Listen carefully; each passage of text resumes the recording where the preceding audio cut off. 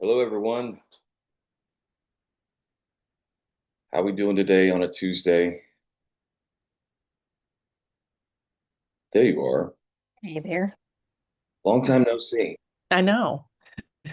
Keep meeting like this. So good to come back for more. There you go. Well, welcome back, Rebecca. Hello, Gavin.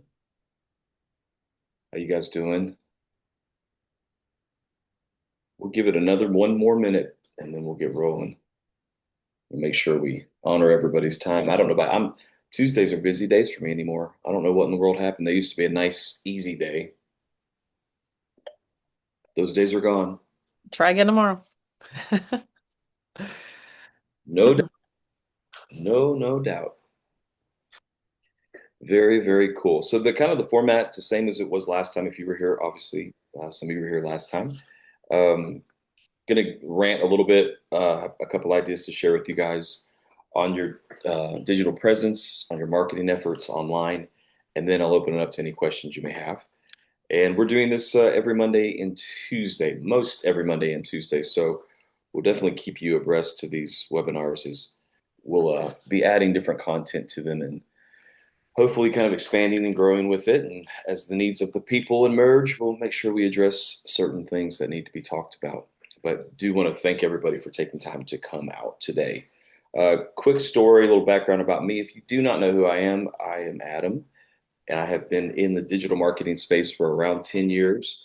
Started it not knowing what in the world I was doing, but I thought that social media was a good place to advertise for small businesses. And so I began to help some friends of mine that own small companies create content and post on Facebook and Instagram. And then I had a client that needed a website built, and she had gotten a quote that was just wildly crazy, and she couldn't afford it. And she came to me. She said, "Do you know anything about websites?" And I said, "Well, no, I don't, but I'm sure I can learn." And fast forward to today, I've built hundreds of websites. I don't even want to count on the amount. And we've reached millions of people through our clients' social media accounts, mainly Facebook, but mainly Facebook, Instagram, LinkedIn, TikTok, and wonderful YouTube. So I've seen a lot. I've tried a lot of stuff. I've made all the mistakes. I've tried all the gimmicks and all the schemes that we know about with all the marketing tactics, and I've found what consistently has been working over and over again, and that is just being real online, creating authentic presence, not overthinking it, not trying to overproduce it, but really showing who you are rather than just trying to sell what you do. Because when you connect to people, we talked about that last night, and I'll send everybody that's here today the replay of last night's webinar. We talked about how when you connect with people, that's the best chance that you have at selling to that person. And a lot of people try to sell first and connect later, and they put the cart before the horse. Our goal is not to see how much we can sell, but it's to see how many people we can connect to, how many rooms we can get into, and how we can network online to expand our visibility and our presence. And when we have that focus, it makes the conversion rate a lot higher because people don't feel forced and pressured, and they don't feel like it's slimy and cheesy. I always say nobody likes to get sold to, but everybody buys. And so that's kind of my approach. And I wrote a book called Conversational Marketing that's coming out very soon. In fact, I heard from the publisher today that we're looking at the end of October. So that's been good. I don't know why it takes so long for a book to be published, but it is a nightmare. Don't ever do it. There's got to be a better way. Maybe I'll figure that out another day. But I'm excited about that because I'm excited to get the message of conversational marketing out into the workplace because it's really the strategy that I've used to reach so many people through my clients' accounts. And I kind of outline exactly what I did to reach that many people through small mom and pop local shops that don't really have a presence to do that other than to be strategic and smart. And so today, though, in light of all of that, today I want to share something that I spoke with a friend of mine who owns a rather successful roofing company. And I mean, they've done millions of dollars in sales. And one of the things that I looked when I looked at their online presence, and I think it's important for all of us in our businesses to continually audit our online presence, to look and see what it looks like, feels like, sounds like. And a lot of times we know what we are trying to say, and we're so involved in the day-to-day of our own business that we forget that people that are on the outside looking in and just maybe quickly come across us, they have no idea what we're talking about. And so we focus on the wrong things. We say the wrong things initially. We don't capture people's attention. We use too many words. We get cluttered. We don't get concise. And then people fall off because they don't want to deal with our mess. It's just like going into a dirty home. You don't really want to sit on the couch and play on your phone that much. You want to get out. So I want to give a thing that I mentioned to the roofing company was when you look on their social media, they have great social, and they kind of practice a lot of the things that I preach, using their own people to do the content, not just using stock photos all the time, using real conversation, not trying to sell all the time, but trying to show, doing a great job on social media and growing very quickly. But then you go to their website and it looks nothing like the messaging and the branding on social. So there's two different people all of a sudden. So one of the things that we need to focus on in our online presence as we kind of audit our whole user experience, and it may be a good idea to get people who don't even know anything about you that much to look at everything that you do online and see if it's something that they can easily understand and see what kind of questions they have after they read your homepage or read your social post to see what their interaction would be. But when you looked at their online presence, it was completely different. It looked like a whole different other company. It wasn't even the same thing. And so one of the things we have to remember is we need to be consistent across the board as our visibility grows and as our business grows and we produce more content and we try to continue to push ourselves forward. We need to make sure that the messaging is a complete circle. There's no broken pieces. That if somebody goes to our website, it is the exact same messaging that they read on our social channels or our Google page or any forward facing media, whether that be email marketing, SMS marketing, and even if you're involved in any print marketing, um, it needs to be consistent across the board. So every business obviously has to have a website. That's your digital home. It's the only place that you have complete control. In your Google business profile page, you don't have complete control. You're limited to the standards that Google allows you and to the questions that they ask you. On social media, you could post something that social media doesn't like. Somebody could report you as spam or whatever could happen, and you could go in timeout for 30, 60, 90 days and not know why. We don't control those platforms, but we do control the messaging completely on our website. But because of the emergence of social and how it's changed over the last few years, websites have to adjust to the new flow and feel. If you go to a lot of websites, you'll see the homepage and there will be a lot of copy. Immediately get bombarded by copy.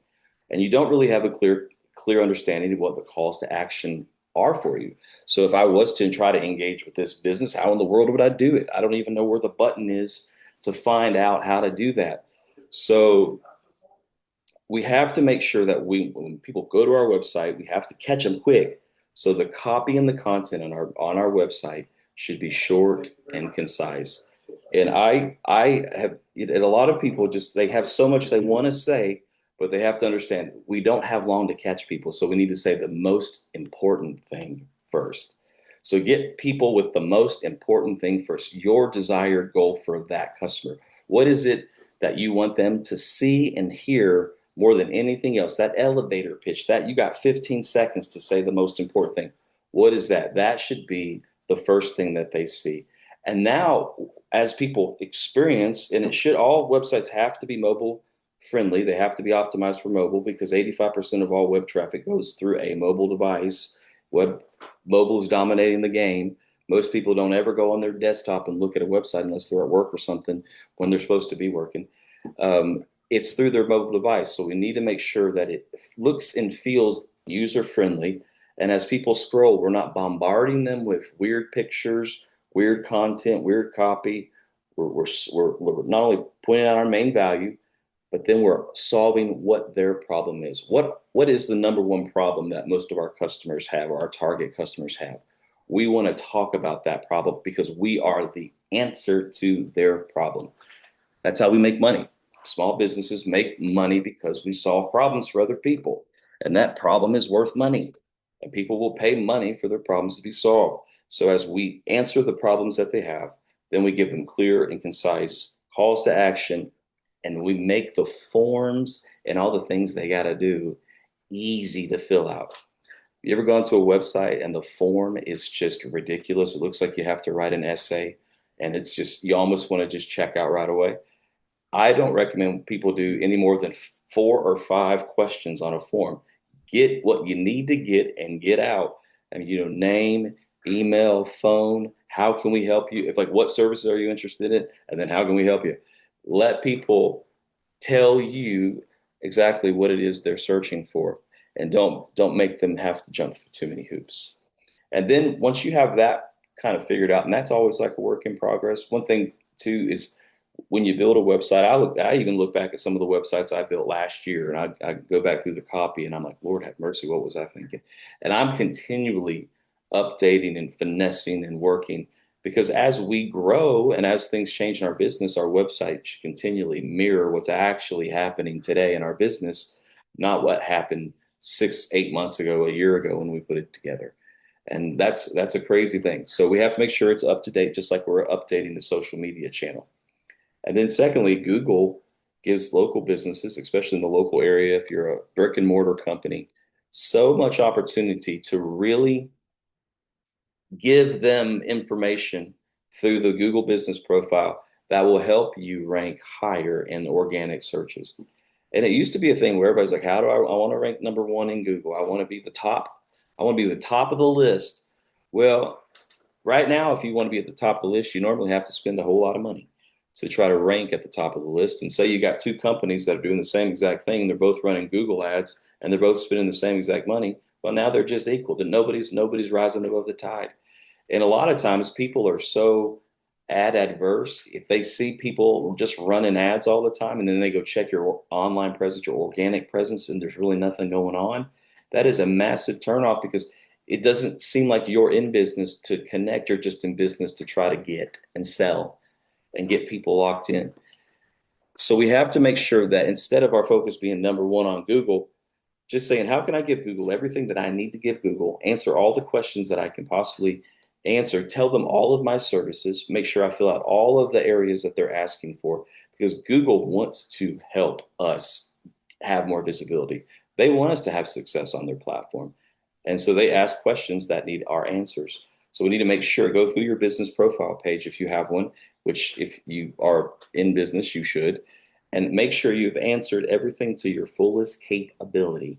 We have wonderful tools to help us do that with like ChatGPT and all the other AI um, platforms that can help us. We can tell it exactly what it is we're trying to accomplish, and it's one of the best assistants you could ever have in your entire life. It can write and talk better than you immediately, but it can learn your voice, and it can help you fill out those things appropriately.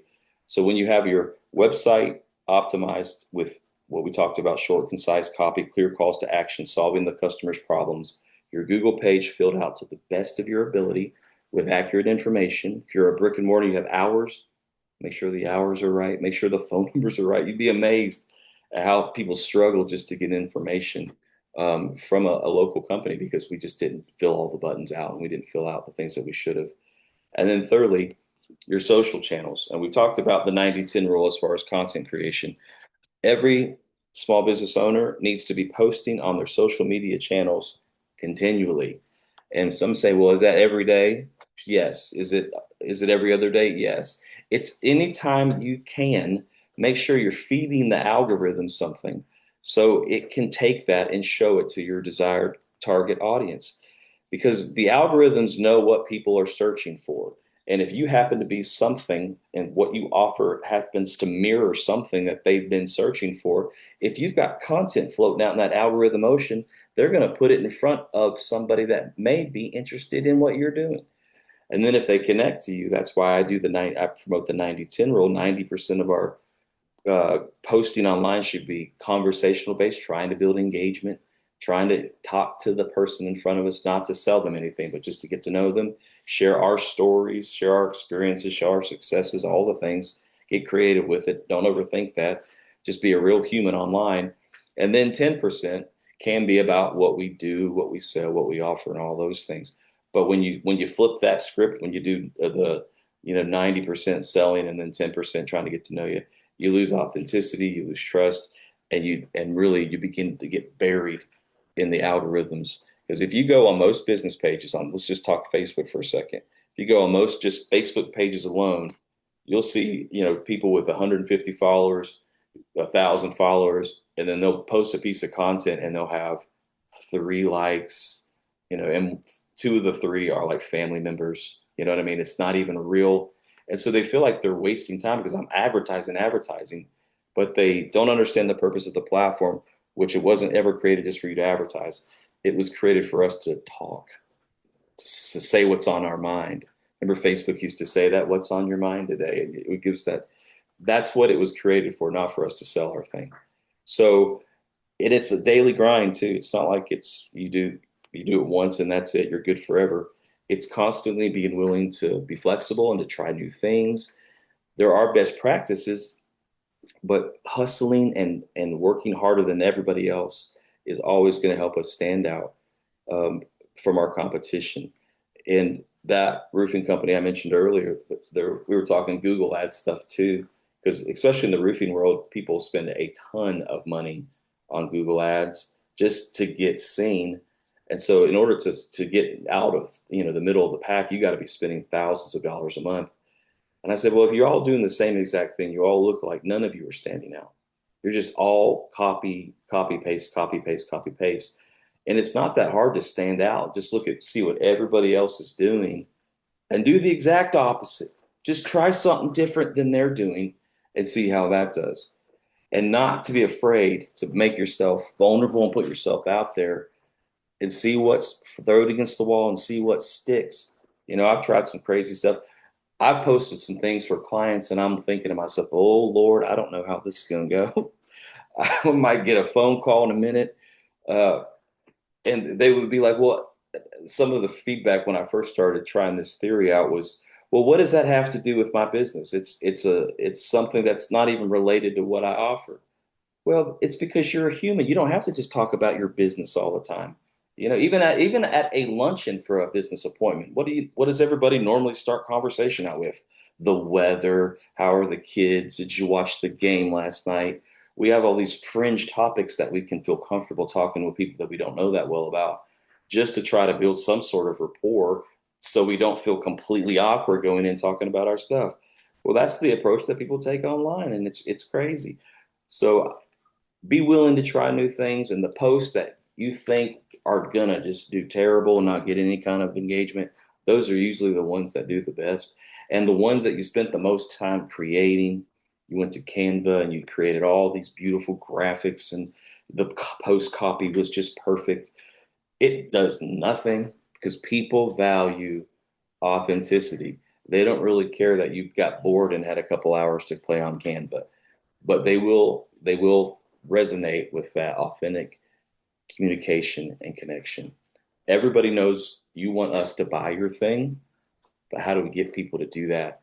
And that's through being consistent, being clear, not trying to hide the fact that you are in business and want to do business with them, but not be pushy because we don't want to act like we need the business. We want to act like we're already kind of good. We're the cool kids. You want to hang out with the cool kids. The cool kids don't need more friends, but I want to be the cool kid's friend.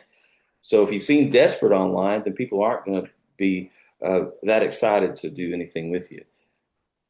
There's a lot that I just said right there. And in my book that I'm going to be sending to all of you that came here today, and I do really appreciate it. I know y'all had a busy weekend and life is crazy and busy, especially school starting back and all the things. But it goes through all these practical concepts, but then I give you actual things that you can implement in on your social channels, on your website, things that I would do and things that I recommend my clients do. Because for instance, when I begin to work with a client, it's not like you hire my team to do your stuff and then you go sit and grab a Mai Tai by the beach and just, relax. I give you homework because unless we work together, unless if you go try to play catch with somebody and you're the only one out there, is not very fun. You have to have that teamwork makes the dream work. But there's strategies that we can employ together that I know win. And so that's what we're excited about. That's why we partnered with Surge Use. We really want to help uh, small business do well and actually begin to see growth on their online presence and make it a place of excitement for them rather than a place of like, oh, I got to do this. I got to do this. I don't understand this. Because it's a place that, I mean, that's where people are. Everybody's on their phone. People are, I mean, they got all the social media apps have timers to tell you, hey, guess what? You've been on here for an hour already today. You sure about that? Everything okay with you? Don't you have something you got to go do? I mean, there's people are just heavily invested in their phone. And if we want to be where the people are, we got to go where they are, not be afraid to create content that will reach them where they are, not where we wish they would be. So the book spells out all that kind of stuff, and that's my free gift to you. It's just the ebook for now, but once the actual physical copy comes out, I'll make sure everybody gets one of those too, because I went through all this trouble to get it done, so you have to read it now. You have no choice, actually. So that was my rant for today. Again, thank you for coming. If anybody has any questions about their online presence or their website or anything that I could help you with, we got a few minutes left. I'm all ears. I don't know everything, but I can make a lot of things up on the fly. So does anybody have any questions? I've actually got a question for you. Um, so my business is Americam, and I'm having a hard time getting it out there because of American, and everything changes to American. What would you advise to try to ease into that? So like the autocorrects when people try to type it in. Yeah. Mm-hmm. Yeah, that's a tough one because obviously the all the search engines are created to fix that, or even if you misspell something in Google, it'll try. Did you mean this? Yep, yep. It's just gonna. I like the name. I think it's cool. I like the fact that you did that. Um, I just think it's gonna just continue to come with you building your brand, which that is your brand. So as you continue to grow brand awareness and presence, people will begin to see your content. They may not get to you directly through an organic search. Mm-hmm. People don't if they're trying to type your name in, most people already know about you or at some level. Do you know what I mean? So they're not. Yeah. That's why I don't really. When people are like, well, I need the perfect domain name or I need the perfect business name.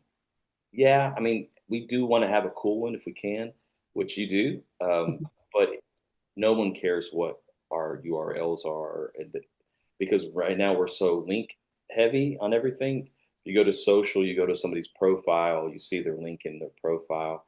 So I would just make sure you have all your links and all the things really easily Working. connected. Make sure they're prominent, um, and then just continue to just push out content. But those SEO words don't matter as much. Like, because I've tried to change them and it just doesn't seem to No, help. the keywords don't matter hardly at all. Okay. Yeah. Okay. The only time a keyword is anything relevant is when you're running an ad. You can try to rank for certain keywords, but Google Google advertising is worth it, but it's a long journey also. And people think because they're spending money on advertising that they should have an ROI because they're spending money on advertising. Mm-hmm. Problem is there's no guarantees at all. I mean, Google's not even guaranteeing that just because they will show your ad to the people that you've kind of requested in that region, there's no guarantee that person's going to click that link and then follow the steps to buy. So that's why I always say get an organic kind of engine burning, get the fire burning organically, and Okay. be strategic about running ads and stuff like that. And that way you can have short campaigns where you can say, this is my start, this is my budget, this is my goal. Have something that you can easily manage. And if it is successful, then you can just build on that again. You know what I Okay. mean? Mm-hmm. Expand it out a little longer or whatever. Oh, awesome. Thank you. People get lost in keyword land. The keywords used to matter a whole lot more. That's why you go to websites, you see like so many blog posts that are just horrific to read. No one reads them at all, but it's all just chopped through with keywords that it doesn't even flow properly. It sounds terrible, Yeah. and it doesn't matter anymore. I would stop doing that. Most people have blogs for no reason and things of that. So you don't recommend blogs? I recommend blogs if you write them. Okay. Okay. Don't use AI to write them. No, no, I don't like AI, but I need to start liking it, I guess. AI is a tool that you use as an assistant, not as a content producer necessarily. You can use Hmm. innovation and ideas, and I do it all the time. I use chat all the time, but it's learned my voice so much. So if I wrote something in it, it would actually sound like me. But I don't think that if you're just producing content for content's sake without actually being passionate about what was said, Hmm. building other pieces of content around the blogs, then I don't think they matter. Okay. Yeah, I've never heard anybody go, I wasn't going to do business with that company, but then I read their blog one day. It's changed. No. All right. I mean, maybe one time. That's my opinion on blog. I just think it's an old school idea that a lot of the online marketers are still trying to propagate, but it's AI search has changed everything. Okay. The algorithms know what we're looking for because they see our behavior on our phones. So just social media is the way to go. I mean, do all the things, but I would focus heavily on social, just creating real content for on social. Don't be afraid of like the TikToks of the world, YouTube Shorts. I've seen a lot of my clients have a lot of success on YouTube Shorts lately.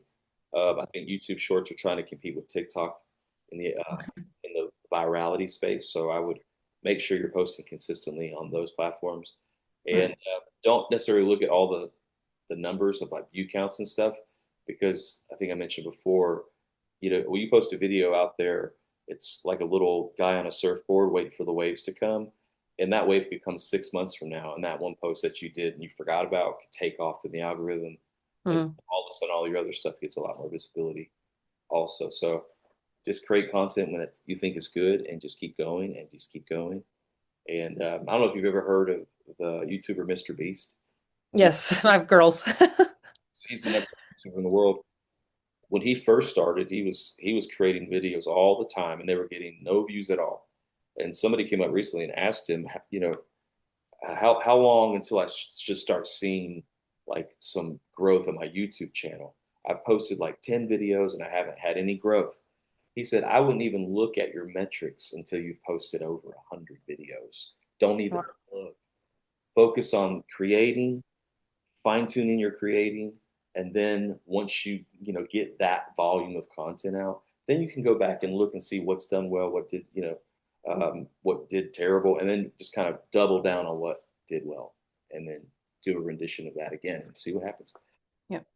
I stopped counting after I read your book. Yeah, it gets frustrating, and then you just feel discouraged, and then what happens? People Yep. stop, and what's the ROI of stopping is not good either. So yeah, just have to play chess, not checkers. Cool. Yeah, Thank you. any other questions?